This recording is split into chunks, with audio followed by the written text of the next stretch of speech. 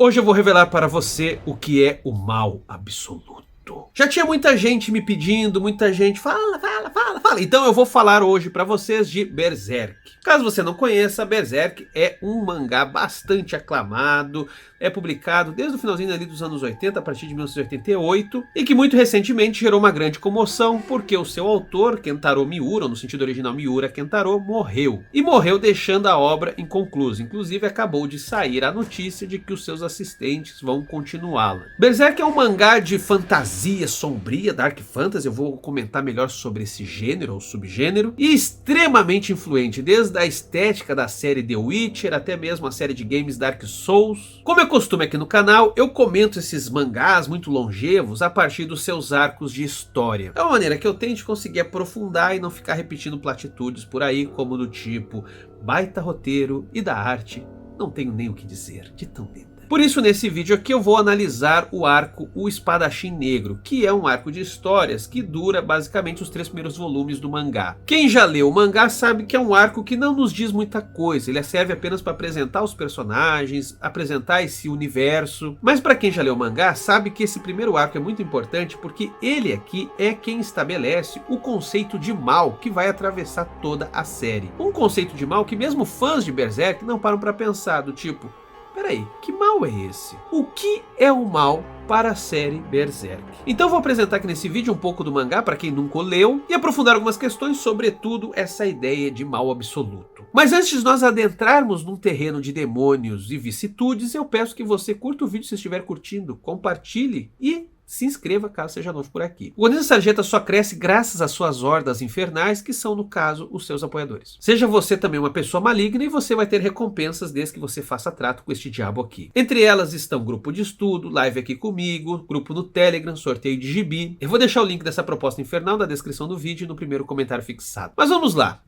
O que é Berserk? Berserk é uma história que acompanha o protagonista Guts. Ele é uma figura extremamente imponente, viril, do tipo, esse é macho. Inclusive a história começa com ele transando com uma mulher, até que essa mulher se revela um demônio e ele encurrala o demônio dizendo: eu queria que você estivesse bem aqui mesmo, você não me enganou, eu que te enganei. Macho, macho pra caralho, né? Chega a ter testosterona vertendo do gibi conforme tu tá lendo esse negócio. E o Guts tem uma série de traços que deixam ele também mais motherfucker. Ele é caolho, ele não tem um braço, aí no lugar é um braço mecânico, um tanto steampunk. Esse braço permite ele acoplar uma besta de repetição, ou seja, uma besta que funciona como uma metralhadora, e ainda por cima ele de fato dá tiro, no lugar ali da mão, ele consegue ter uma espécie de bazuca no braço. E além disso ele carrega uma espada, que é a maior espada que vocês podem imaginar. Ela é do tamanho do corpo dele, ela é extremamente larga e por causa disso serve inclusive como escudo. Além disso, Guts tem o estigma, uma marca no seu pescoço que, conforme ele está na presença de figuras malignas, aquela marca começa a sangrar. Inclusive quando ele está diante do mal absoluto, daí ele tem uma hemorragia. Nesse primeiro arco não se aprofunda muito quais são seus objetivos, a gente só sabe que ele está atrás dos 5 God Hand. Esses 5 são a encarnação do mal absoluto, e eles têm na Terra uma série de apóstolos. Guts está atrás dos 5 God Hand, mas para chegar neles precisa passar pelos apóstolos. E que são figuras, cada uma mais macabra e bizarra do que outra. Esse mal que o Guts precisa enfrentar é cheio de elementos sobrenaturais, guardem isso. Aliás, inclusive o próprio Guts também é uma figura um tanto sobrenatural, guardem isso também. Um outro personagem muito importante é o coadjuvante, o Elfo Puck. Ele é uma figurinha pequenininha, andrógena, serve um tanto como alívio cômico, é aquele que humaniza um pouco essa história de seres tão frios e inumanos, e ele tem como poder cura, o que vai se tornar muito útil para o Guts, assim como ele também é bastante sensível às emoções à sua volta, ele é uma figura empática. E todos esses personagens se encontram e têm suas batalhas nesse mundo que é uma espécie de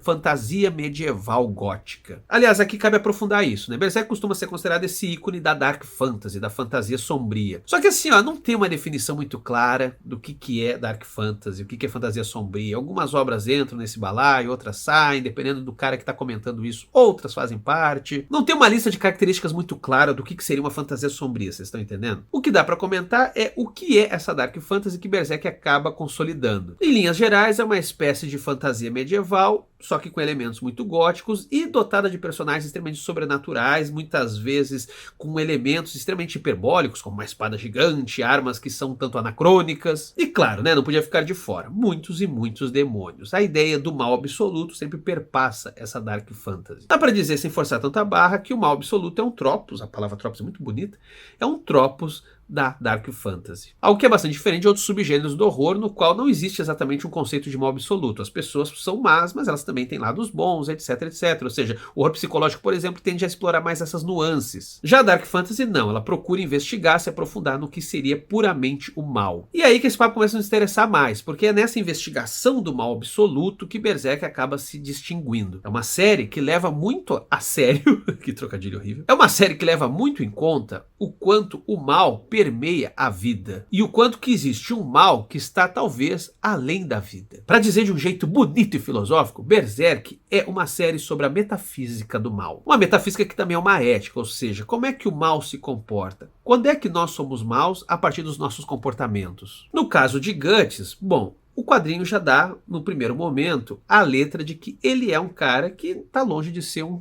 herói. Ou melhor dizendo, longe de ser essa noção moralizada de herói, ou seja, alguém bom. Guts não é uma pessoa boa. Conforme ele é apresentado nesse primeiro momento, ele não é um cara que faz crueldades gratuitamente aos outros. Mas ele também não está nem aí para defender os outros. Ou seja, ele tem uma concepção, inclusive, de que aqueles que são fracos e não podem se defender, tem mais é que morrer. Essa visão um tanto calcada numa lei da selva, numa lei dos mais fortes, é uma coisa muito importante na série e guardem isso também. Aliás, eu já pedi para vocês guardarem tanta coisa que vocês já devem estar com a mão ocupada me assistindo.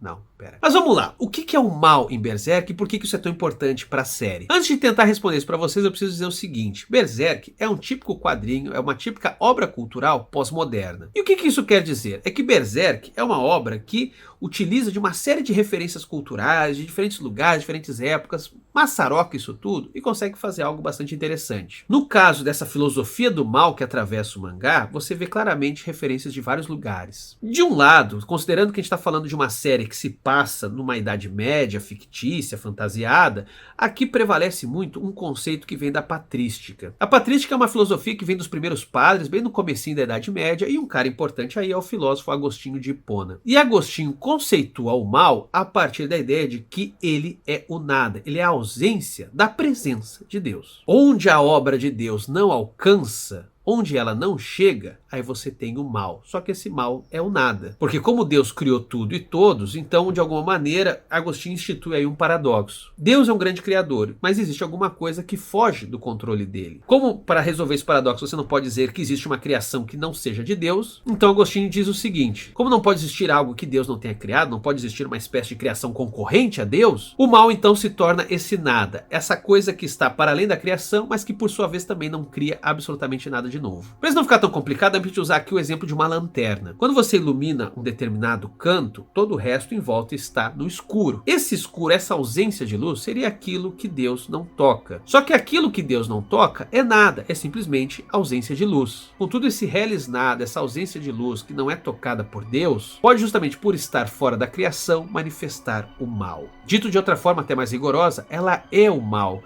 porque justamente Deus é bom. É confuso, tá? Mas notem como isso aparece em Berserk. Ao longo da série, a gente vê o tempo todo os personagens se degladiando com uma espécie de mundo onde Deus não tocou. Nós temos uma série de demônios, nós vivemos as sombras e a beleza de Deus, a benevolência de Deus parece que não está passando por aqui. Esse mal absoluto é o mal justamente de um mundo onde o Deus está morto. Ainda que ele possa aparecer depois de outro jeito, mas enfim, isso é outro papo. Seja como for, se a gente for olhar para o subgênero da Dark Fantasy, a gente percebe muito essa nadificação do mal. O tempo todo a gente está diante de um mundo onde a criação de Deus não chegou. Só que esse mundo, que também é dotado de criaturas, elas não foram exatamente criadas por um outro Deus, por um demônio específico. Não, elas só se apresentam como a negatividade de tudo que é bom. Elas são um grande nada perante a bondade de Deus. Daí que esse nada, obviamente, se torna mal, muito, muito mal. Mais do que isso, se torna um mal absoluto. Porém, tem em Berserk também um conceito de mal que vem do próprio Japão. O kanji para mal, que pode ser pronunciado como Aku, ele aparece desde muito cedo na cultura japonesa. E o que é doido é que ele não queria dizer exatamente algo maligno nos termos ocidentais. Aku está muito mais próximo de proeminência, de alguém que se destaca pela sua valentia, pela sua ferocidade. E para nós ocidentais isso pode parecer muito estranho, do tipo, tá, mas peraí, isso é mal mesmo? calma que eu vou explicar. É que essa ideia de proeminência, ela acaba se tornando uma coisa um tanto negativa a partir do momento em que há toda uma introdução do confucionismo no Japão e principalmente ali a partir do período Kamakura, que é o primeiro shogunato. Ser proeminente numa sociedade onde há um coletivismo e também uma clara hierarquia, isso acaba sendo um tanto ruim. Portanto, é divertido observar que aquele kanji que é usado para traduzir o mal, ele foi usado no primeiro momento para falar de bravura. O irmão mais velho do primeiro shogun do período Kamakura, por exemplo, era associado a esse kanji. E assim era porque, na verdade, ele era um cara extremamente valente, agressivo,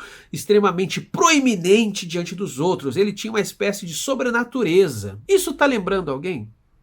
Não tá lembrando um tal de Guts? Porque assim, ó, por mais que tenha havido uma introdução do confucionismo no Japão, por mais que essa proeminência se tornou um tanto negativa, permaneceu como entendimento de fundo que esse mal está fortemente associado com aquilo que extrapola os limites impostos. A gente pode estar falando tão somente de limites morais, mas também podemos estar falando de limites naturais, ou seja, aí que se justifica, galera, a sobrenaturalidade em Berserk. Daí que o mal é sempre um tanto sobrenatural. O mal absoluto, então, agora para falar em termos de um rastro mais conceitual japonês, ele é aquilo que se destaca acima de todas as outras coisas. É quase o oposto do que eu estava falando antes em termos ocidentais. Enquanto o mal absoluto do ocidente seria uma espécie de nada, o mal absoluto, aqui nesse contexto japonês, vai ser aquilo que ofusca. Vai ser aquilo que se destaca para além do que deveria. É por isso que essa fantasia sombria que o Miura constrói traz elementos que associa muito fortemente esse mal absoluto com tudo aquilo que extrapola o mundo natural. Isso me parece extremamente evidente em Berserk, no tanto que a ferocidade de Guts, ela inclusive é mostrada como algo maligno. Ele só consegue ser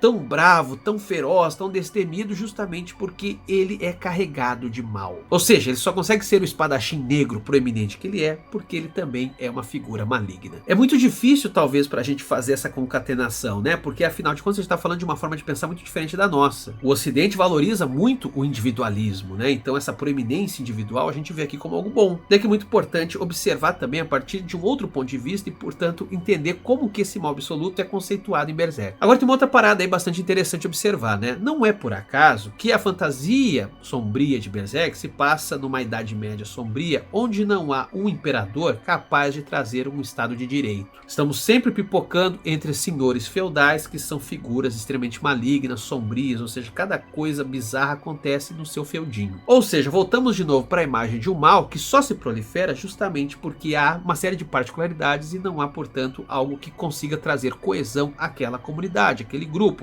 aquele coletivo de pessoas. Dito de outra forma, isso é algo muito japonês de se pensar, o mal só existe porque falta um imperador. Falta alguém para trazer ordem nesse mundo, uma figura mítica que se confunde com a própria ideia de Deus. Portanto, é nesse mundo fracionado, onde basicamente cada um está correndo atrás do seu, que o mal emerge, floresce e se torna sobrenatural. Notem, portanto, como é rica a ideia de mal absoluto que aparece em Berserk. E o quanto que ela é complexa, porque ela mistura muita coisa e disso sai ali essa salada de fruta, que às vezes inclusive é um tanto contraditória. Mas pouco importa, ela nessa união mesmo de coisas um tanto diferentes, consegue nos trazer imagens extremamente fortes, imagens extremamente diretas e impactantes do que seria o mal. Viram então como o mangazinho de Homem com Espada Comprida pode enriquecer bastante a nossa leitura sobre uma série de coisas? Certamente tem mais coisa aí nesse caldo, inclusive eu peço que vocês aí me digam. Tenho certeza aqui que tem muita gente que adora Berserk e consegue ver mais e mais camadas nessa história. Então de verdade peço que vocês contribuam nos comentários sobre a riqueza de Berserk. Além disso, peço também que digam aí se querem que eu continue analisando a série. Às vezes vocês pensam o seguinte: